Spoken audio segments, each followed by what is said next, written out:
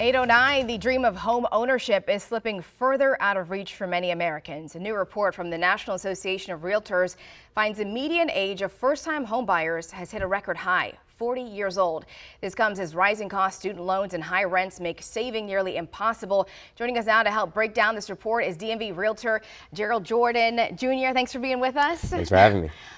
Just such an interesting report here, these new numbers coming out. I want to get your reaction to that first, and is this something that you're seeing reflected in your clients? I'm seeing my clients get a little bit older, not as old as the national average suggests, but nonetheless, the average age of first-time home buyers in my business has been getting a little older. Yeah, and what is your reaction to that report? I mean, this is, the American dream, right, is to own a home, and what is your reaction to hearing that it's just getting older and older?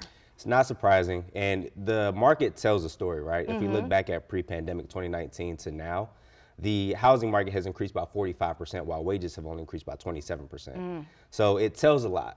The housing market has just far outpaced wages. And so people are waiting a little longer to be able to own these homes until they're either more financially stable or have a family, and then they're buying out of necessity. Yeah.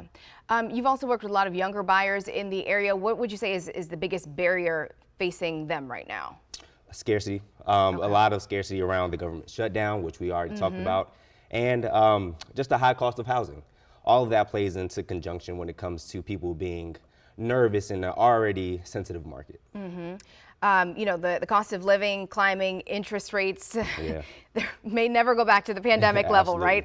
Do you see a realistic path, though, right now for millennials, for Gen Z, to still buy their home before the age of 40?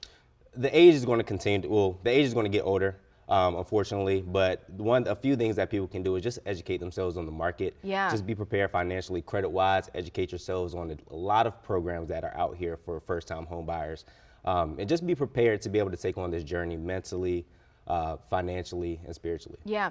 And can you talk about what's out there for those first-time home buyers? Because I know it is, you may not qualify for everything, but just having that knowledge of what's out there, I think, is so important. Can you walk us through just some of those? Yeah, there are a lot of programs, and a lot of people get paralyzed trying to figure out which program is right for them. It's overwhelming, right? It's overwhelming. It's overwhelming, and people paralyze themselves in moving forward because they don't know all the programs. But don't get paralyzed into trying to find out every single program. But there are some programs. In Maryland, you have the Maryland Mortgage Program. In Washington, D.C., you have HPAP, EHAP. In Virginia, you have VHDA. So there are a lot of different programs that are available to people who are looking to buy their first home to make it more attainable for them. What advice would you give someone, who is Gen Z, and, everyone has different goals, obviously, but to put themselves in a good position financially, because you don't want to. It's not about an age. It's about being in the right position. You don't want to own a home and then can't afford it. Absolutely. So what are some steps that they can take right now to put themselves in a good position? Yeah, for sure. And at any age, buying a home is an accomplishment. Yeah, right? for sure. Yeah, but a few things that I advise my clients is to, one, open a high yield savings account. Okay. Instead of getting a small interest on the traditional savings, in the high yield savings account, you get a lot more. Your money builds a lot faster. And also just build a budget. Try to understand where you want to be for a mortgage payment.